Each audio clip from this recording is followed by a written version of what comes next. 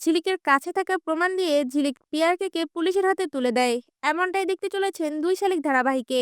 পিয়ারকে office রুমের মধ্যে গোড়াকে বলতে থাকে, ঝিলিক আজ এই কাগজগুলোতে সই করবে। সইটা হয়ে গেলেই তাকে এই রাস্তা থেকে সরিয়ে ফেলতে হবে। তুই আগে থেকেই গুন্ডাদের ঠিক করে রাখ। আর এই কথাগুলো দরজার আড়াল থেকে ঝিলিক শুনে ফেলে। আর একা একাই বলতে থাকে, পিয়ারকে, আমি জুডো ঝিলিক, মরতে নয় মারতে এসেছি। এবার দেখবে আমি তোমাকে কি করে ফাঁসাই।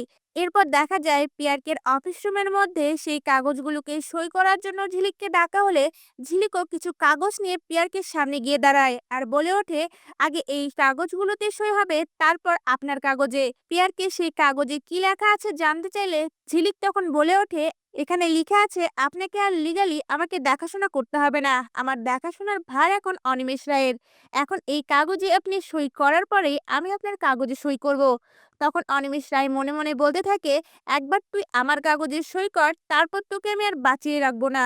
এরপর দেখা যায় পিয়ারকে ঝিলিকের আনা কাগজগুলোতে সই করা মাত্রই পিয়ারকের অফিস রুমের মধ্যে পুলিশ চলে আসে। আর সেটা দেখে পিয়ারকে চমকে ওঠে। ঝিলিক পুলিশদের বলে ওঠে, অপরাধীকে নিয়ে যান, এই পিয়ারকেই আখিকে মেরে ফেলেছে। আর সেই ভিডিওগুলো পুলিশের হাতে তুলে দেয়।